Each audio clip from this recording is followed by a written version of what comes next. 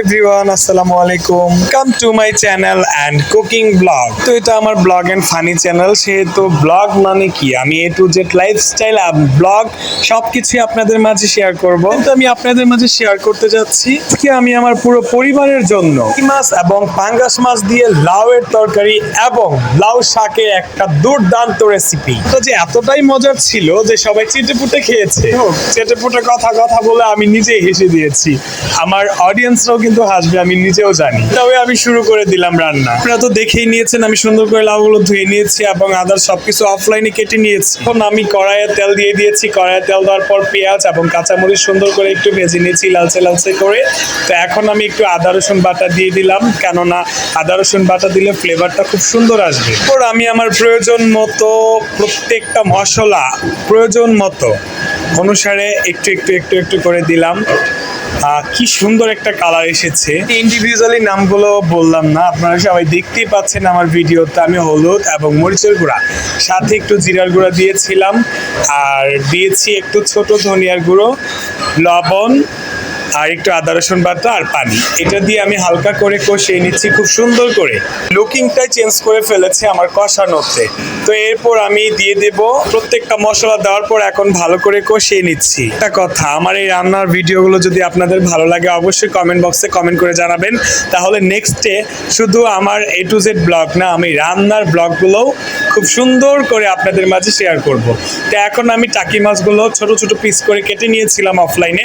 এখন আমি সেই মাছগুলো ভাজবো, তার জন্য একটু হলুদ ছিটা দিলাম টাকি মাছগুলোর উপর।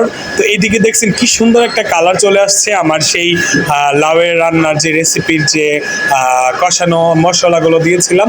তো তারপরে এখন আমি লাউগুলো দিয়ে দিলাম আর একটু হালকা সুন্দর করে নেড়ে চেড়ে দেবো। কি সুন্দর একটা কালার চলে আসছে আমার লাউয়ের মধ্যে, বা কি সুন্দর, আমারই খুব সুন্দর লাগতেছে। জানি না ভিডিওতে আপনাদের কেমন লাগবে, বাট আমার কাছে সামনাসামনি অনেক সুন্দর লাগতেছিল। এইদিকে আমি কড়াইয়ে তেল দিয়ে দিব। এখন কড়াইয়ে তেল দিয়ে এখন আমি মাছগুলো সুন্দর করে ভেজে নিব, টাকি মাছগুলো। এখন কড়াইয়ে যে রিসেন্ট তেলটা দিয়েছিলাম, এই তেলটা মাছের তেলই। কালকে মাছ ভাজ থেকে বেশি করে দিয়ে ফেলছিলাম, এই জন্য আবার উঠায় রাখছি। তো এই তেলটা আমি আর অন্য কোথাও ইউজ করলাম না, মাছ ভাজাতে ইউজ করলাম। তো সবাই দেখতেই পাচ্ছেন আমি মাছগুলো কত সুন্দর করে ভাজতেছি। ভাজা অলরেডি হয়ে গেছে আমার। এত লং ভিডিও তো, বেশি লং ভিডিও আমি বানাইনি, আমি শর্ট করে নিয়েছি প্রত্যেকটা ক্লিপ, তারপরেও শেয়ার করেছি আপনাদের মাঝে। আর ফার্স্ট টাইম আমি কুকিং ব্লগ আমার ইউটিউব চ্যানেলে শেয়ার করতেছি আপনাদের সবার সাথে। তো এখন আমি 4-5টা টমেটো কেটে রেখেছিলাম, টমেটোগুলো সেই লাউয়ের সাথে দিয়ে দিয়েছি জাস্ট একটু স্বাদটা বাড়ানোর জন্য। আপনারা কীভাবে খান আমি জানি না, বাট আমার কাছে খুব ভালো লাগে লাউয়ের সাথে টমেটো দিলে, সত্যি খুব ভালো লাগে।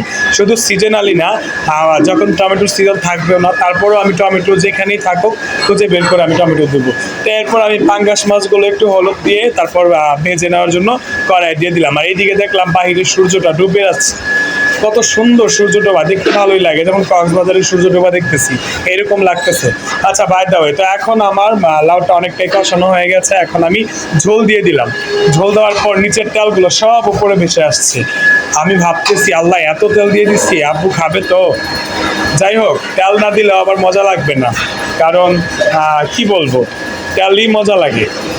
আচ্ছা যাই হোক, তো এখন আমি মাছগুলো ভাজা কমপ্লিট করলাম। তো এইদিকে আমি লাউ শাকটা, আমার কড়াইটা সুন্দর করে ধুয়ে লাউ শাকটা কড়াইয়ের মধ্যে চাপায় দিলাম মানে বসায় দিলাম আর কি। আমাদের এটা আমার ভাষা, আমি শিখে গেছি ভাষাটা কার সাথে চলতে জানি। বাই দ্য ওয়ে, তো এখন আমার তরকারিটা দেখলাম অলরেডি বলক চলে আসছে, কত সুন্দর করে বলকাইতেছে আমার তরকারিগুলো। তো আমার তরকারির মধ্যে আমি এখন মাছগুলো ছেড়ে দেবো। তো এইদিকে আমি দেখায় নিচ্ছি যে আমার রান্নার ভিডিও করার জন্য আমাকে কে হেল্প করে। আমাকে ভাই কেউ হেল্প করে না, আমার নিজের ভিডিও আমি নিজেই করি।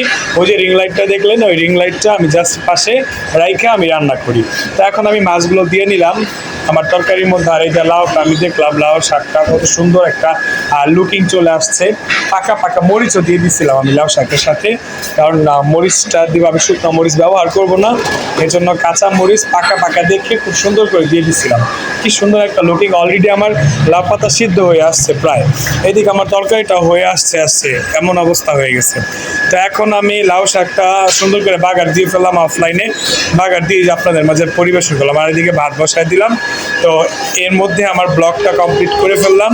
আমার ভিডিওটি ভালো লাগলে অবশ্যই লাইক কমেন্ট শেয়ার করে এবং চ্যানেলটি সাবস্ক্রাইব করে পাশে থাকবেন। আর অবশ্যই জানাবেন যে নেক্সটে আপনারা আমার কুকিং ব্লগ চান কিনা। যদি চান তাহলে আমি অবশ্যই আপনাদের মাঝে শেয়ার করব। Tata, bye bye.